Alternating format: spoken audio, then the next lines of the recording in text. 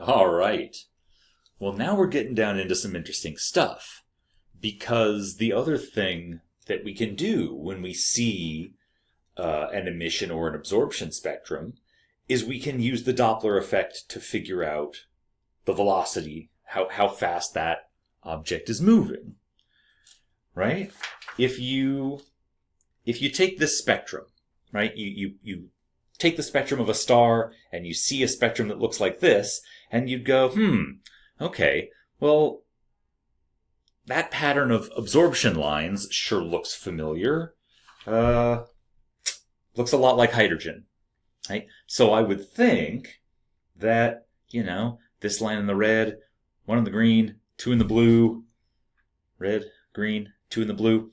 All right, that sure looks like hydrogen, except the lines aren't at the same wavelengths because these reference spectra are for elements at rest, right? When carbon is at rest, the absorption lines are at these wavelengths. When helium is at rest, the absorption lines are at these wavelengths, right? So these are the wavelengths of the absorption lines for hydrogen at rest. And that red line there is at 655, it looks like, 655 nanometers. And actually, when you did this, if you're being even more careful, it's actually 656 nanometers. I'm just reading it off of the graph here on the page. And now here the line looks like it's, 650, 55, 60, 65, 70. All right. So that looks like it's at 670 nanometers. So what is this unknown substance? Sure looks like it's hydrogen. Pick a line, right? You only need to pick one line out of this spectrum, and I already picked the red one.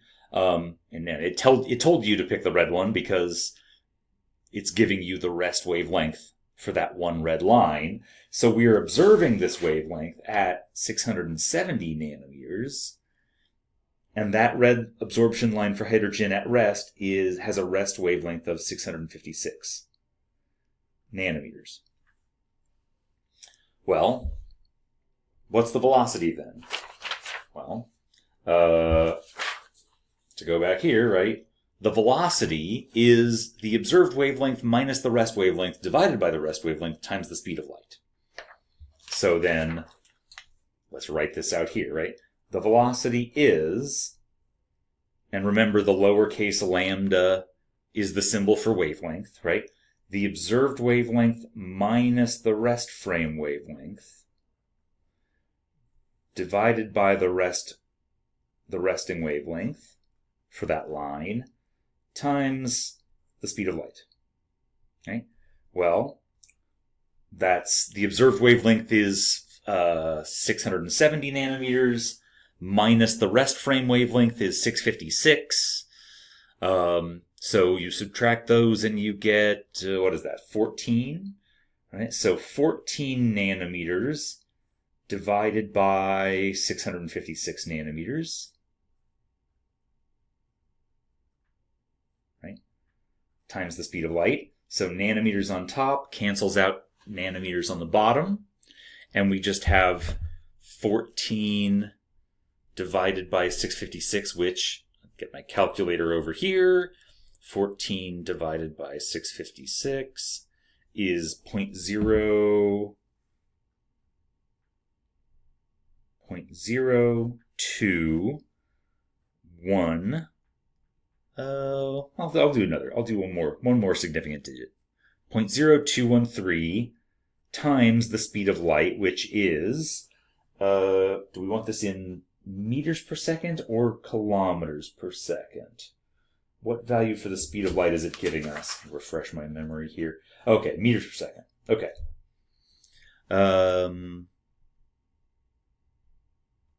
Yeah. Okay. Sure. Okay. We'll do that. Why does it matter? Why am I thinking about this so hard? Well, because the unit for the speed of light is the same unit that you get for the velocity of the object, for the velocity of the star, right? Because the nanometers canceled out, the only unit that's left is the unit on the speed of light. So if you want the velocity of the star in meters per second, you put the speed of light in meters per second. If you want the velocity of the star in kilometers per second, you put in the speed of light in kilometers per second. That's why it matters. So if we take the 0.0213 times 3 times 10 to the 8, we get a velocity, I'll write it down here, sure, okay. We have a velocity of, okay, well, this is a big number, so maybe I should have used kilometers per second, all right. 6 million, I'll use scientific notation, 6.40 times 10 to the 6 meters per second. That's a big number, so I probably should have used kilometers per second, because if I convert that into kilometers per second, then that becomes 6,400 kilometers per second, which is a bit of a more reasonable number. Okay, so there we go, right? It's important to remember, your numerator here, the numerator here has to be the observed wavelength minus the rest frame wavelength. Because if you do this, then, the 670 minus 656 is 14. It's positive 14, which means this velocity is positive 6,400 kilometers per second. What does that mean? Who cares? Well, what that means is positive velocity means that the star is moving away from you, right? Positive velocity means that the object is moving away from you. The distance is increasing. So the sign, whether it's positive or negative velocity, matters, right? If you ever get, so remember, right? If that absorption line is shifted into the red, if that line is shifted to a longer wavelength like we have here, right, then the spectrum is red shifted. All of these lines are shifted toward the red end of the spectrum. Their wavelengths have increased. Why is the spectrum red shifted? Because the star is moving away from you. So positive velocity means the distance between you and the star is, get my little cartoon about the ambulance here, right? Positive velocity means that the star is moving away from you. The distance between you and the star is increasing. And if the star is moving away from you, then the spectrum is red shifted. If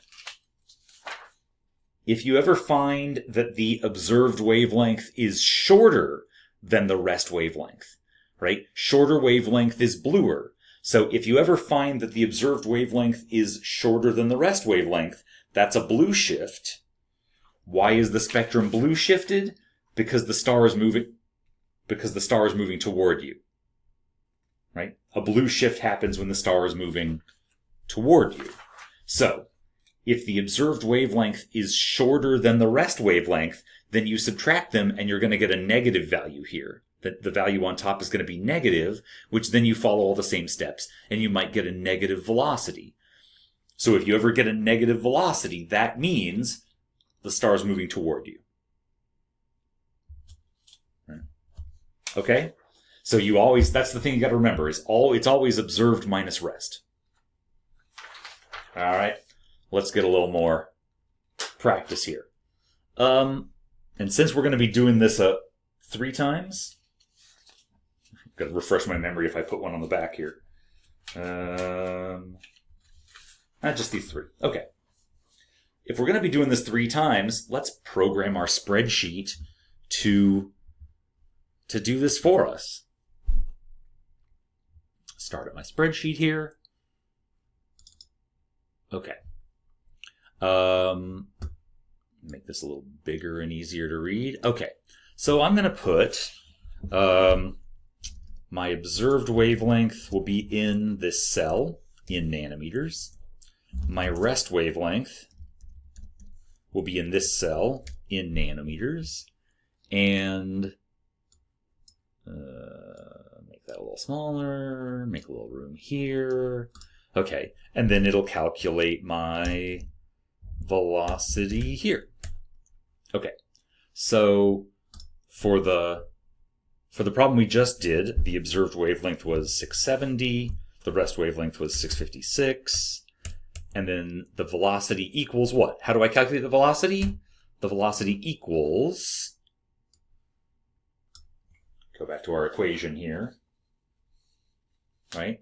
The velocity equals the observed wavelength minus the rest frame wavelength, right? Divided by the rest frame wavelength, b2, all right? And then times the speed of light, which I probably should have used kilometers per second. So I will put the speed of light in kilometers per second, right? C equals 3 times 10 to the 5th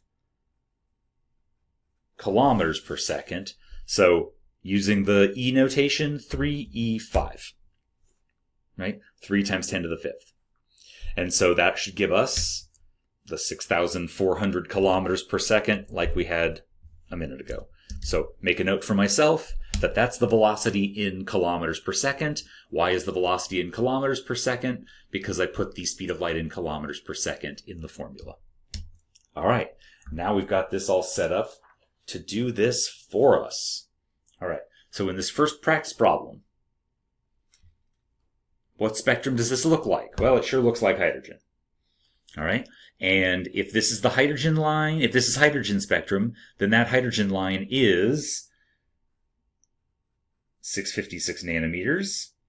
But what line are we observing it at here in the spectrum? Well, let's see, 650, 55, 60, 65, 70. Well, this is the same one we just did, didn't we? If we've got that, if that line at 656 is shifted over to 670, then there's our velocity. 6,402, we'll use more of the digits. 6,402 kilometers per second. All right. How about this one? Well, that doesn't look like the hydrogen spectrum. What spectrum does it look like? Okay. Calcium, no. Carbon, no. Helium, hydrogen. Iron. Okay. So the one red, the three greens, the three blues. One red, three green, three blue. Okay, yes, that's iron. All right. In which case, we'll look at the longest wavelength line like we've been doing for the hydrogen, right? In iron, that reddest absorption line looks like it's at 650. So the rest frame wavelength will be at 650 nanometers. But on this spectrum, it looks like it's at 655. Right there. It's one tick to the right of 650, so it looks like it's at 655. So what's the velocity? Well, now let's go to our spreadsheet here, right? The observed wavelength is 655, but the rest wavelength is 650 because this isn't hydrogen, so we're going to have a different rest wavelength. Okay, so that star is moving away from us at 2,300 and, around 8 kilometers per second. All right. What about this third one? All right. What element do we know of that gives off these lines? Here, I'll just use the camera here. All right. So, what element do we know of that gives off this spectrum? Two red lines there. Okay. Calcium, no. Carbon, no. Helium, no, no, no, no, no, no, no. Okay. So just like in tool, tool 14, right? If there isn't one element that gives off all these lines, if there isn't one element that gives off all these lines, then it must be a mixture of elements. A mixture of elements producing a mixture of lines in our spectrum. So what two elements, if it's not one element, let's try two. Remember in Tool 14, we tried two, and if you can explain all these lines with one element, go with that one element. If it takes two elements to make these lines, pick two. If you got to go to three, then go to three. Always the rule should be, don't assume that there's more elements than there needs to be to explain these lines. So you've already worked on this, so you've probably already figured out, right? This is a mixture of the hydrogen and the helium lines. Sorry, not hydrogen, helium. Hydrogen and iron, right? This is a mixture of the lines from hydrogen and iron. So what's this star made of? This star is made of hydrogen and iron. In which case, is that rightmost line, is that longest wavelength line a line from hydrogen or helium? Well, the red line for hydrogen is at 656, and the red line for iron is only at 650. So that means that this reddest absorption line must be the one from hydrogen, where we know the rest wavelength is 656. But what wavelength are we observing it at in this spectrum here? 650, 55, 60, 65. That looks like 665 nanometers there. All right. Now, what velocity does that give us? Well, we're back at 656 nanometers for the rest wavelength, 665 nanometers for the observed wavelength. So that star must be moving away from us at 4,116 kilometers per second. And how do I know that the star is moving away from us with that velocity? Because the velocity is positive. If the velocity were negative, it would mean the star was moving toward us. But there we go. All right. Oops. There we go. Okay. So that's how we do it, right? Observe the wavelength, compare that to the rest wavelengths that you get from looking up the spectra of those elements in some reference library, right? Some library of known spectra. And then by comparing the wavelength of that line at rest to what it is in your actual star that you're observing, you can figure out how fast that star is moving toward us or away from us. Okay. If that's making some sense, then you should be in a good position to move on to the next lesson, the next item in the module. So get to it. Good luck.